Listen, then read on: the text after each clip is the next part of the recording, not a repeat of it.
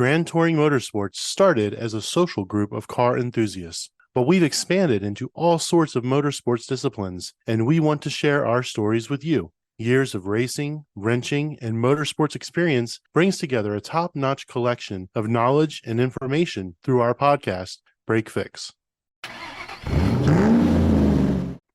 Hey everybody, Crew Chief Eric here. And today we're going to cover my retro test drive entitled Hello from 3900. Every car community has something unique about it, and the VAG, or Volkswagen Audi Group, and Porsche folks are not alone in the ideology of naming their cars. But it's a foregone conclusion that if you meet a Volkswagen owner, their car has a name. However, in the special sect of DeLorean DMC-12 owners, they refer to each other, much like guests of Mark Green's Cars Yeah!, by their number. In the case of DMC-12 owners, it's more specifically by the last 4 digits of their VIN. And if you spend any time on their forums, you'll see usernames and salutations as simple as "Hello" from 3900. For this particular retro test drive, I found myself in the great state of Texas on business with some extra time to visit with friends. With a lot of hand-wringing on the part of Don Weberg from Garage Style Magazine, he relented and was willing to let me spend a few hours with his prized, all-original 1981 DeLorean DMC-12, VIN number 3900. Don reminded me often that I was one of the few folks that has driven this car in its entire 42 years of being on the road, so be careful with it. All right, I got this. As we got in the car, I asked him, "No full send?" "Good luck," he muttered. "Challenge accepted," I grinned. Driving a hero car is very different than just your ordinary test drive. But first we have to answer the question, what exactly is a hero car? These are the cars made famous on TV or in movies that are globally recognizable and often lusted over by fans and enthusiasts alike. Some simple ones come to mind. The Porsche 944 from 16 Candles, the Ferrari 250 California from Ferris Bueller, Magnum PI's Ferrari 308 Targa, Knight Rider's 1982 Pontiac Trans Am. What about the Smokey and the Bandit Trans Am, or the color-changing Lamborghini Countach from Cannonball Run? The list goes on and on. But who doesn't fantasize about wanting to drive Doc Brown's time machine? I'm also reminded of an old saying, never meet your heroes, and people usually stop there without thinking. But ask yourself, why? Why not? Because you're surely to be disappointed? That's what many people will finally settle on. That said, I've had the privilege of being handed the keys of lots of hero cars, some amazing and some not so much. As I quickly jog my memory, a short list peeks out from the clouds: the Porsche 930, a Ferrari 328 in place of the Magnum 308, a Porsche 944, 77 Pontiac Trans Am, 85 Renault R5 Turbo 2, Dodge Viper, plenty of Porsche 928s, and countless others. But now, I get to add a DeLorean to that list. I'd also like to point out that my test drives are more than just a quick lap around the block. I've gotten the opportunity to really test these cars, whether it's at an autocross or on track or hours and hours on B roads. In this case, I don't like the idea of meeting a celebrity, blushing like an awkward teenager, shyly asking for their autograph, and running away idiotically starstruck. I love getting to know these cars and their owners, studying them, debunking expectations, rumors, and misinformation. So where are we headed? Don asked me after a cup of coffee and a delicious soft-baked cinnamon scone from a local bakery on this chilly November morning. Like I have a clue where anything is in Texas. So I responded, "You've only lived out here for about a year. Point us in a direction and let's go explore." I know just the spot, a place we call Blair Witch Road. Where we're going, we need roads. The gull-wing doors are one of the most iconic parts of this vehicle, bar none. Truthfully, I expected them to be medieval devices of torture and decapitation, but was pleasantly surprised to find out that between the pneumatic shocks and the torsion spring assist, they are quite easy to operate. There are upsides and downsides to these doors. They are extremely compact in the sense that, unlike a traditional door, they don't extrude from the vehicle, where tight parking spots can prove awkward. Instead, everything is confined to the perimeter of the vehicle. Getting in and out of the car is about as graceful as you'd expect from any low-riding vehicle, but I find that with the gull wings, it's more like sliding in and out of a caged race car than plopping into your standard road car. For drivers in skirts, the DMC-12 could prove a bit more challenging, dare I say, revealing, given the awkward angle of egress. Being a gym rat, I can see why John Z. DeLorean liked these doors. The muscle motion required to open and close them is similar to that of a weighted pull-down, using more of your biceps and your shoulder rather than having to hunch out of the car, extend your back, and pull towards your rib cage. One could argue these doors are healthier than what we're all accustomed to. The door closes with a gentle thud, akin to a bank vault closing, and you suddenly feel encapsulated in the DMC's interior, which becomes very small, nearly claustrophobic, because of the curvature of the gull wings. This is one of its downsides, but it's not a major flaw. The number one issue with the doors is the glass, which many don't realize is completely fixed, except for the powered, quote, toll booth windows. Even with today's engineering skills, it would be quite the feat to figure out how to successfully reseed that compound curved glass into the door. Compromises were made, and the toll booth windows were added. The visibility is different. I would put the DMC-12 up there with other exotics of the period where style was emphasized over function. Cars like the Lamborghini Countach, Lotus Esprit, and other wedges come to mind, all of which are spellbinding cars that are terrible to see out of. It shouldn't come as a surprise that you sit very low in the DMC-12, and so gauging where the outer corners of the car exist, especially the front, can be difficult. Having a rearview mirror is near irrelevant, and Don doesn't have one, because of the rear louvers, making the Volkswagen-style mirrors your best friend while driving. Getting your eyes up and out across the A-pillar and the hood for corner entry really takes some getting used to. The front right corner of the car feels like it's a mile away from the driver, much like a Viper with its long snout. Getting behind the wheel of the DeLorean was very familiar. I'd never sat in one before, or even been this close up, in all honesty. Even though it was marketed as, quote, an American sports car and built in Ireland, as I inspected the cabin, there were parts that distinctly came from Fiat, Renault, and even the glass from Securet Saint-Gobain were the same folks that supplied glass for Volkswagen back in those days. From the Momo-like steering wheel to the VDO-like gauges, it all felt, well, very European. I credit this feeling to the work of Giorgetto Giugiaro, who had a large hand in designing the DMC-12 and whose portfolio spans the gambit of names like Maserati, Audi, BMW, Volkswagen, Lancia, and many others. Having driven and owned other Giugiaro cars, the DMC-12 was instinctual in that its familiarity made the experience easier and much more rewarding.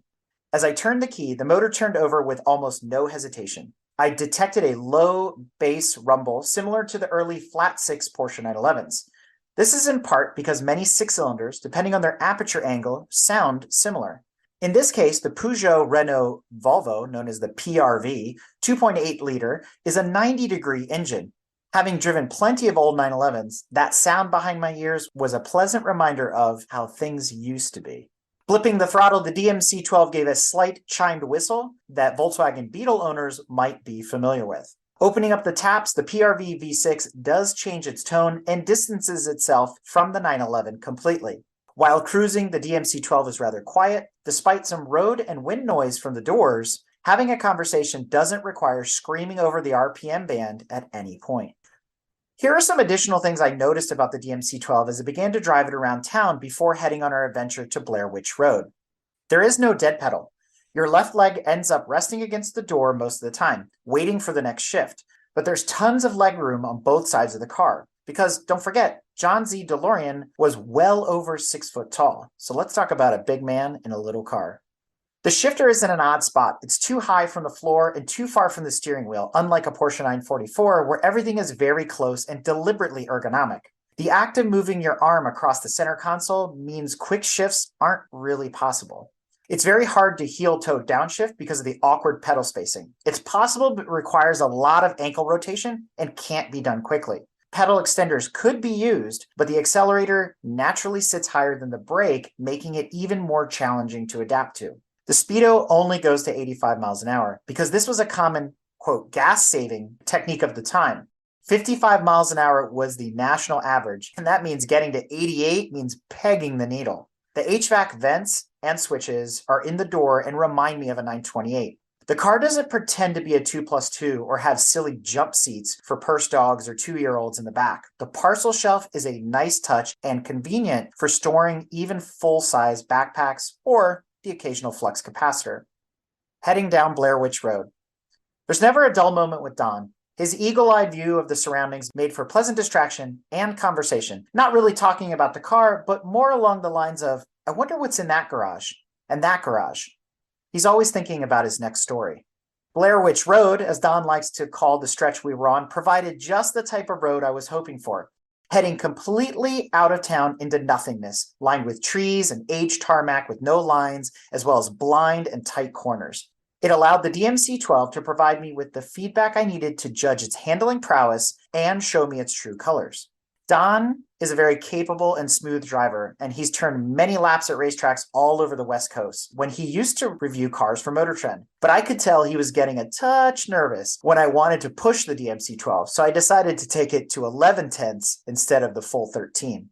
Keeping in mind that the DMC-12 has a configuration and weight distribution similar to a 911, with its engine hanging out past the rear axles and very close to the rear bumper of the car, I wanted to treat it with the same respect I would a spirited drive with a classic Porsche. Trailing throttle oversteer is always the enemy of this layout, and all shifting and braking should be completed in a straight line, which means no aggressive trail braking. Being able to properly heel toe would have been great about now, I kept thinking to myself as I set up the next corner and powered out.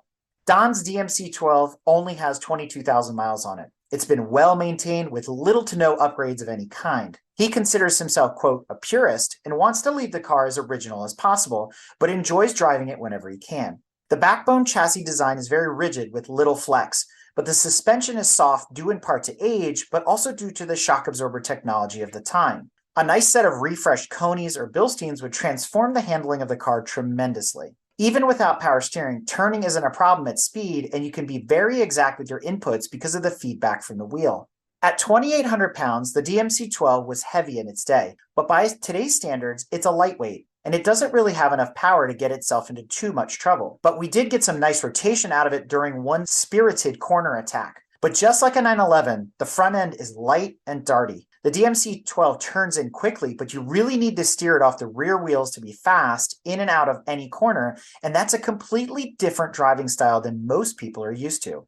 What the PRV V6 lacks in overall power, it makes up for in gearing.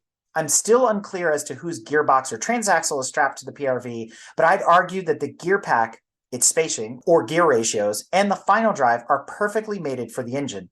Even with the 130 horsepower, the motor feels torquey everywhere in the RPM band. Overall, the DMC-12 handles exactly like I expected, but would no doubt be a ton more fun, say, with 250 horsepower, or maybe a turbo. Wait, so is it really a sports car? On our return trip back down Blair Witch Road, Don spotted a garage turned into a vintage filling and service station, so we decided to stop and chat with the owner. With some time to collect my thoughts and study the car more, I kept asking myself, is it really a sports car? I came to the conclusion that it is not. So then what is it? I would consider it a sports coupe, or what many might also call today a grand tourer. And now that I've driven it, spent time with it, and dissected it, to me, it's more 928 than 911. And I'm totally okay with that. I've driven and autocrossed several 928s over the years, and I absolutely adore them.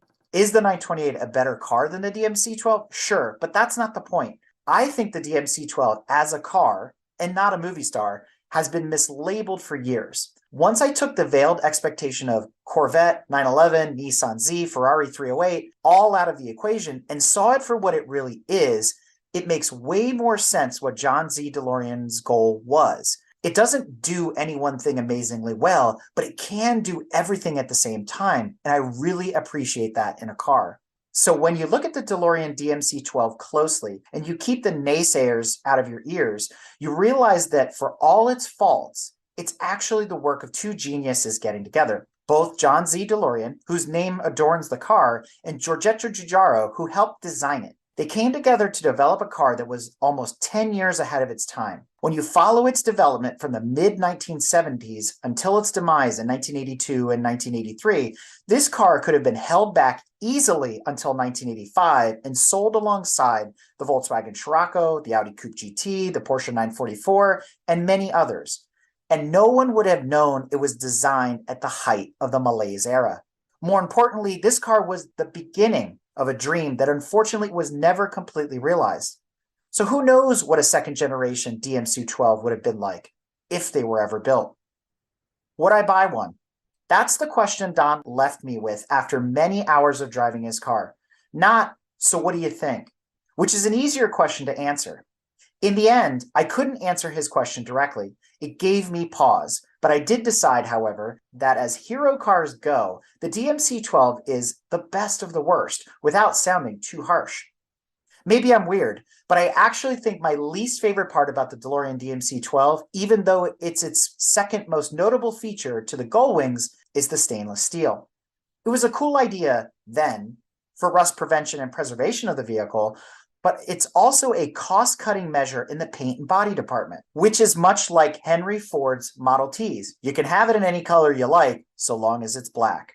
In working with Kat DeLorean at the DeLorean Legacy Project, I did learn about the recyclable merits of stainless steel and can understand that angle. But how cool would an all-black DeLorean be than just stainless steel?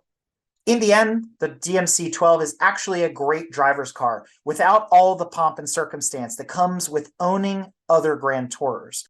With only 9,000 of these cars produced globally and fewer still in existence, you're sure to be the only person with one in your area, let alone at the next Cars and Coffee. So get ready for lots of stares, silly questions, and an undying admiration for a truly iconic car. I really enjoy our retro test drives, and I've been very fortunate to have conducted many of them over the years. Not all of them fully documented, but experienced in just the same way as this one. I'm super appreciative to everyone who has lent me their keys over the years, and especially to Don for trusting me with his prized DeLorean. So if you have a car you'd like us to test or review, please don't hesitate to reach out to us at crewchief@gtmotorsports.org. And remember, the adage, never meet or drive your heroes, might still be true, but I'm going to do it anyways, just because.